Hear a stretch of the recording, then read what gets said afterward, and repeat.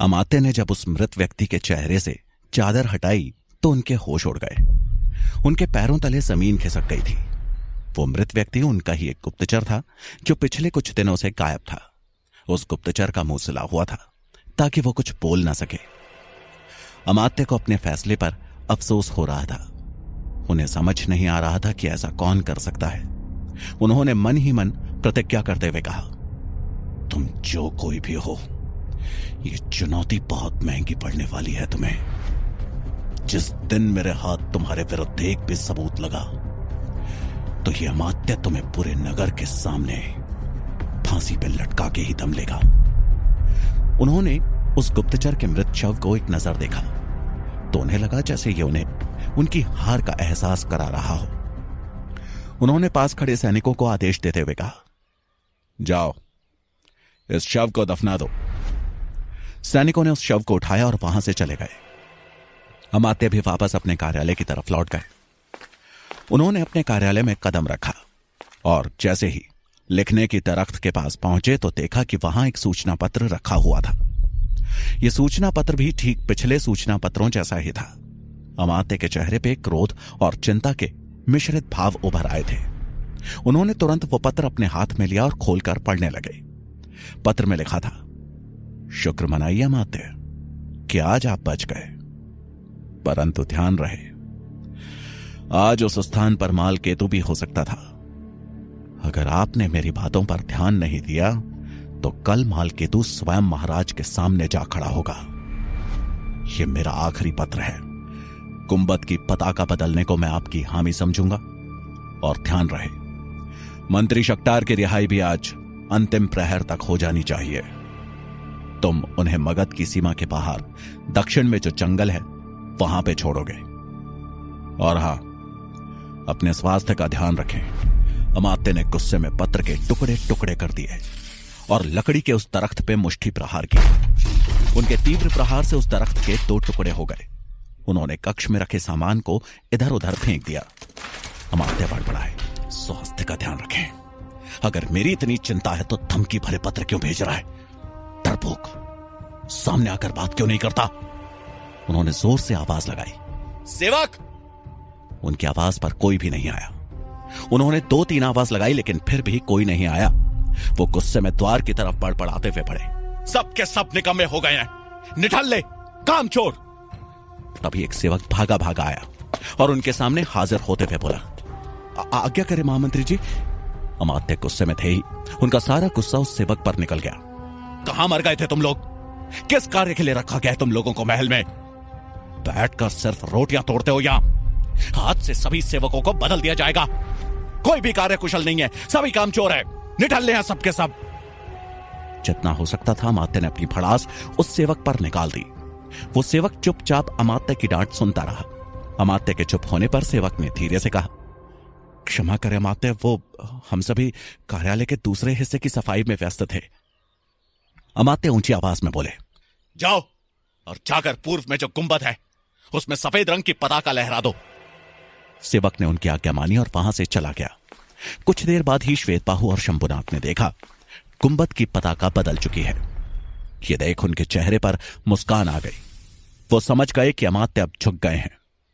अब उन्हें आस थी तो बस मंत्री शक्टार के रिहा होने की। इधर ज्वाला के आश्रम में सुकन्या अन्य कन्याओं के साथ तलवारबाजी का कड़ा अभ्यास कर रही थी। अन्य दिनों की तुलना में आज वो पूरे मनोयोग से अपने प्रशिक्षण पे ध्यान दे रही थी। वो एक एक करके सभी प्रतिद्वंदियों को परास्त करती जा रही थी। उसका पराक्रम और कुशलता देख ज्वाला और अश्विनी भी हैरान थे। अश्विनी बोली, सुकन्या पूरी तरह से तैयार हो चुकी है। ज्वाला अभी भी सुकन्या को एकटक देखे ही जा रही थी। साथ ही साथ वो किसी गहन सोच में डूबी हुई थी। ज्वाला को देख अश्विनी ने स्वर ऊंचा करते हुए दोबारा कहा, सुकन्या के बारे में तुमने अब क्या सोचा है ज्वाला? विषकन्या बनने के आखिरी पड़ाव का इस पर परीक्षण किया जाए। अश्विनी के शब्द कान में पड़ते ही ज्वाला मानो अपने ख्यालों से बाहर आई और ना में सर हिला दिया। अश्विनी बोली, फिर तुम क्या सोच रही हो? ज्वाला ने अब एक गहरी सांस ली और बोली, मैं नहीं चाहती कि जहां पर मैं हार गई वहां पर यह भी हार जाए। और झूठी चुनौती से इसका मनोबल टूटे। इसे हमने छोटी चुनौती तो दी है, लेकिन कभी बड़ी और असली चुनौती नहीं दी। अब इसका सामना असली दुश्मनों से कराया जाएगा। अगर ये जीतती है तो इसका मनोबल बढ़ेगा, और हारती है तो स्वयं को कभी विषकन्या बनने के योग्य नहीं समझेगी। अश्विनी हैरान होकर बोली, असली दुश्मन? तुम्हारा तात्पर्य क्या है ज्वाला? तुम्हारे दिमाग में चल क्या रहा है? ज्वाला बोली, मैं बस उसे विषकन्या बनने के आखिरी पड़ाव का वास्तविक अनुभव करवाना चाहती हूं। छोटी चुनौती जीतकर तो वो विषकन्या बन सकती है, लेकिन असली चुनौती का सामना वो कैसे करेगी, इस पर संदेह तब तक रहेगा जब तक उसका सामना वास्तविकता से नहीं हो जाएगा। अश्विनी की समझ से अभी भी बाहर था कि ज्वाला किस वास्तविक दुश्मन की बातें कर रही है। वो सुकन्या की तरफ देखने लगी, जो कि पूरे जोश के साथ तलवारबाजी के अभ्यास में लगी हुई थी। इधर तक्षशिला में आचार्य गजानन अपने कक्ष में बैठे थे। तभी पब्बत और वीरसेन ने उनके कक्ष में प्रवेश किया। दोनों ने उनका अभिवादन किया। पब्बत बोला, आचार्य, तो क्या निर्णय लिया है आपने? राजहंस से सूचना कैसे प्राप्त की जाए? गजानन गंभीर होते हुए बोले, अब एक ही अंतिम उपाय है। अगर हमें सत्य जानना है तो राजहंस का अपहरण करना होगा। वो वापस तक्षशिला में प्रवेश नहीं करना चाहिए। साम दाम दंड भेद जिस नीति का उपयोग करना है करो, लेकिन हमें उससे सत्य जानना है। उनका निर्णय सुन पब्बत और वीरसेन हैरान थे। दोनों ने उत्सुकतावश एक दूसरे की ओर देखा और फिर गजानन की ओर। गजानन बोले, सोच क्या रहे हो? यही एक उपाय है। अब गजानन की बात से सहमत होता हुआ पब्बत बोला, जी आचार्य, हम राजहंस को ऐसी जगह कैद करेंगे कि वो दोबारा तक्षशिला में प्रवेश नहीं कर पाएगा। रही उससे सत्य निकलवाने की बात, तो उसका जिम्मा हम पर छोड़ दीजिए। गजानन बोले, ठीक है, तुम दोनों प्रस्थान करो। मैं तब तक उसके खिलाफ कुलपति महोदय से बात करता हूं। आज्ञा मिलते ही दोनों वहां से प्रस्थान कर गए। वहीं गजानन भी कुछ सोच कुलपति महोदय के कार्यालय की तरफ बढ़ गए। कुलपति महोदय आंख मूंद कर बैठे थे और किसी विषय पर गहन चिंतन में थे। गजानन ने उन्हें गहन चिंतन में देखकर कहा, महोदय, राजहंस के बारे में विचार कर रहे हैं क्या? गजानन की आवाज सुनते कुलपति ने आंखें खोली और मुस्कुराते हुए बोले, आइए आचार्य गजानन, बताइए क्या कार्य आन पड़ा? गजानन ने कुलपति के मन में चल रही उथल पुथल को भांपने की कोशिश करते हुए कहा, महोदय, अगर आप किसी बात को लेकर चिंतन में हैं तो मैं बाद में आता हूं। कुलपति मुस्कुराते हुए बोले, नहीं आचार्य गजानन, मैं तो बस आचार्य चाणक्य के बारे में सोच रहा था। इतने दिनों से उनकी कोई सूचना नहीं आई। आशा करता हूं कि वो सकुशल होंगे। गजानन मन ही मन बोले, अब उनकी सूचना आएगी भी नहीं। उनका शव कहीं पत्थरों के बीच दफन हो चुका होगा। वो कुलपति के सामने बैठ गए और बनावटी अंदाज में बोले, आचार्य चाणक्य की सूचना ना आना चिंता की बात तो है, परंतु आपको ज्ञात ही है कि आचार्य सभी मुसीबतों से बच निकलते हैं। इस बार भी ऐसा ही होगा।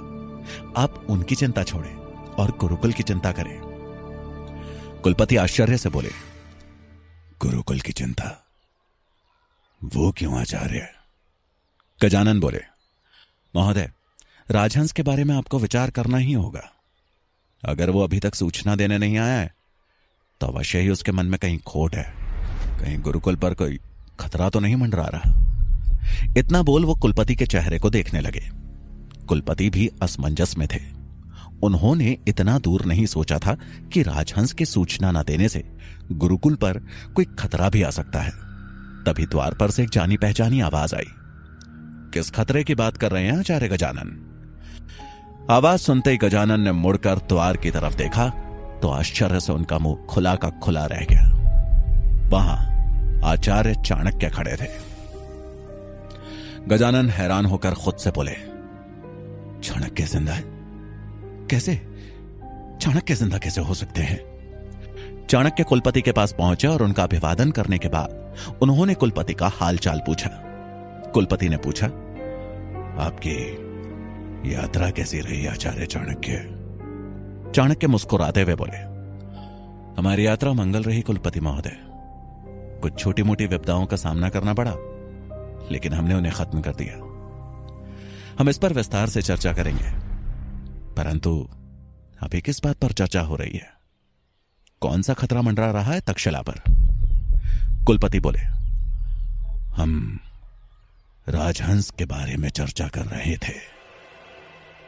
आचार्य गजानन को संदेह है कि राजहंस गुरुकुल के विरुद्ध किसी गतिविधि में संलिप्त है। फिर उन्होंने राजहंस के मगध जाने और तक्षशिला वापस लौटकर उन्हें कुछ भी सूचना न देने की कहानी बताई। चाणक्य सोचते हुए मन ही मन बोले, राजहंस का कुलपति को सूचना न देना तो समझ आता है, परंतु आचार्य गजानन उसके विरुद्ध क्यों जा रहे हैं? इसका सिर्फ एक ही कारण हो सकता है कि उन्हें ज्ञात हो गया हो कि वो मुझसे मिला हुआ है।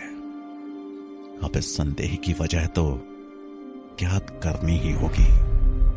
उसके बाद चाणक्य गजानन को संबोधित करते हुए बोले, राजहंस तो आपका ही सेवक है ना?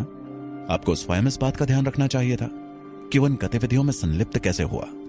राजहंस की विश्वसनीयता पर प्रश्न करना तो आपकी विश्वसनीयता पर भी प्रश्न उठाता है आचार्य गजानन। चाणक्य के आने से गजानन का दाव उन पर ही भारी पड़ने लगा था।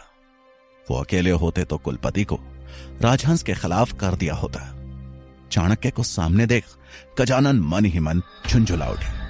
वो चाणक्य की बात का जवाब देते हुए बोले, माना राजहंस मेरा सेवक है, लेकिन मुझसे पहले उसका दायित्व तक्षशिला के प्रति होना चाहिए, और अगर वो तक्षशिला के विरुद्ध है तो मेरे विरुद्ध भी। क्या मैंने कुछ गलत कहा आचार्य? चाणक्य ने मुस्कुराते हुए नामे सर हिलाया, और इससे पहले कि वो इस बात की तह तक जाते, गजानन ने वहां से जाना ही उचित समझा। वो कुलपति की ओर हाथ जोड़कर बोले, महोदय, मैं क्षमा चाहता हूं, लेकिन मेरी कक्षा का समय हो चुका है। क्या हम इस विषय पर बाद में चर्चा कर सकते हैं? कुलपति ने उन्हें जाने की आज्ञा दे दी, लेकिन चाणक्य को गजानन की बेचैनी समझ आ रही थी। उन्होंने अभी चुप रहना ही उचित समझा।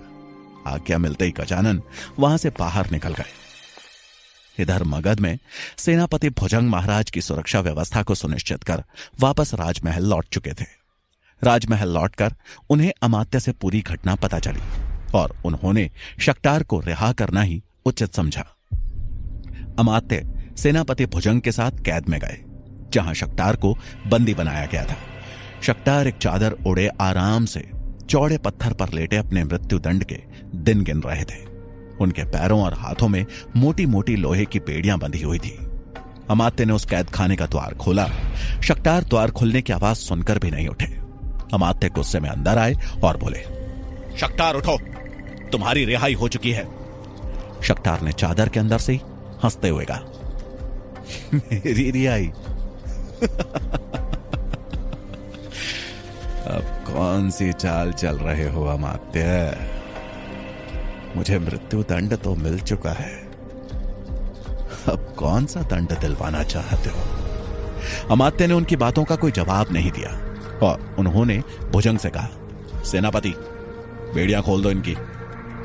सेनापति आगे बढ़े। उन्होंने शक्टार के ऊपर से चादर खींचकर फेंक दी और बेड़ियां खोलने लगे। शक्टार मुस्कुराते हुए बोले, सेनापति, आज चादर के टुकड़े नहीं करोगे या फिर तलवार की धार कुंद पड़ गई? सेनापति उनकी बेड़ियां खोल खड़े होते हुए गुस्से में बोले, महामंत्री जी, आज्ञा दें तो मैं अभी तुम्हारी गर्दन उड़ा दूंगा। शक्टार हंसते हुए बोले, भूलो मत सेनापति, मैं मगध का दोषी हूं और मुझे मृत्यु दंड की सजा महाराज से मिल चुकी है। अगर मगध के दोषी को तुमने अपने स्वार्थ के लिए दंड दिया तो सजा तुम्हें भी हो सकती है, और तुम ऐसा कदापि नहीं चाहोगे। अमात्य सेनापति की तरफ देखते हुए बोले, इन्हें निकालो यहां से और चलो मेरे साथ। सेनापति ने मंत्री शक्टार को पकड़ा और अपने साथ अमात्य के पीछे पीछे लेकर जाने लगे। शक्टार के चेहरे पर कोई भी भाव नहीं था। उन्हें तो ज्ञात भी नहीं था कि बाहर क्या चल रहा है। वो हैरान होकर बोला, अमात्य, मुझे समझ नहीं आ रहा है कि आप अब मेरे द्वारा कौन सा हित साधना चाहते हैं। कहीं मुझे महाराज की अनुपस्थिति में फांसी देकर खुद को मगध का मसीहा घोषित तो नहीं करना चाहते, या फिर मगध का नया सम्राट? अमात्य रुके और पीछे मुड़कर गुस्से में शक्टार की तरफ देखा। उन्होंने उनकी आंख में आंखें डालते हुए कहा, मंत्री शक्टार, जितना उपहास उड़ाना है उड़ा लो। यह तुम्हारे और तुम्हारे हितैषियों के आसमान में पर फैलाने का समय है। फैला लो, परंतु जिस दिन मुझे मौका मिलेगा ना, उस दिन तुम सबके पर भी काटूंगा और पैर भी। इतना बोल वो वापस मुड़े और एक गुप्त रास्ते की तरफ बढ़ गए। वहीं शक्टार ने मन ही मन सोचते हुए कहा, लगता है इस बार अमात्य के विरुद्ध मंत्री शंभुनाथ की चाल सफल हो ही गई, इसीलिए अमात्य इतने बौखलाए हुए हैं। अमात्य भुजंग और शक्टार के साथ एक गुप्त रास्ते से चुपचाप महल से बाहर निकल गए थे। कुछ ही देर में वे सभी मगध की सीमा के निकट पहुंच चुके थे। अमात्य ने उन्हें मगध की सीमा से बाहर छोड़ा और बोले, अपने शुभचिंतक से कह देना कि मैंने अपना वादा पूरा किया, अब वो भी अपना वादा पूरा करे। ये बोल वो वापस मगध के राजमहल की तरफ पलटे। अमात्य भुजंग से बोले, तुम्हारे सैनिक यहीं है ना? भुजंग बोले, हां, वो शक्टार के थोड़ा आगे बढ़ने पर सही मौका पाते ही उसका पीछा शुरू कर देंगे। अमात्य बोले, हालांकि हमने शक्टार को रिहा तो कर दिया है, लेकिन जब तक मालकेतु हमारे हाथ नहीं आ जाता तब तक खतरा टला नहीं है। मैंने महाराज के आसपास अपने सैनिकों को मुस्तैद रहने को कहा है और यह आदेश दे दिया है कि यदि मालकेतु वहां दिखाई दे तो चाहे जो हो, उसे मौत के घाट उतार देना। भुजंग ने उनकी बात पर अपनी सहमति जताई। वो दोनों कुछ कदम चले ही थे कि तभी एक सैनिक वहां दौड़ता हुआ पहुंचा। वो हांफता हुआ बोला, महामंत्री जी, मालकेतु। मालकेतु का नाम सुनते ही अमात्य तुरंत बोले, क्या हुआ मालकेतु को? कहां है मालकेतु? सैनिक बोला, मालकेतु का शव तो वहीं दफन है महामंत्री जी, जहां हम गुप्तचर को दफन करने गए थे। अमात्य हैरान होकर बोले, क्या? मालकेतु का शव? मालकेतु मर चुका है? ऐसा कैसे हो सकता है? विस्तार से बताओ, क्या देखा तुम लोगों ने?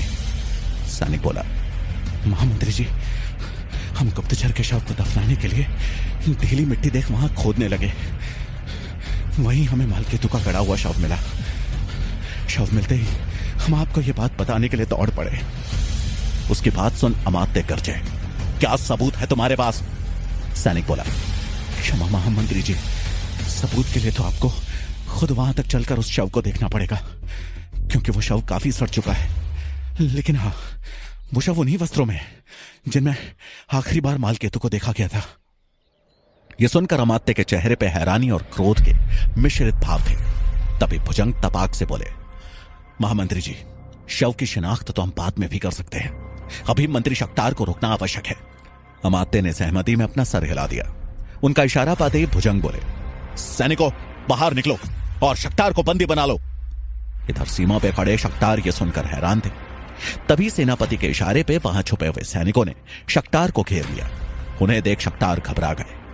आखिर एक ही पल में उनकी रिहाई का सपना जो टूट चुका था। क्या मंत्री शक्टार सैनिकों द्वारा पकड़े जाएंगे या फिर वहां से बच निकलने में कामयाब हो जाएंगे? क्या पब्बत और वीरसेन राजहंस से सच उगलवाने में कामयाब हो पाएंगे? क्या सुकन्या ज्वाला के द्वारा दी गई नई चुनौती का सामना कर पाएगी? जानने के लिए सुनिए चाणक्य का अगला भाग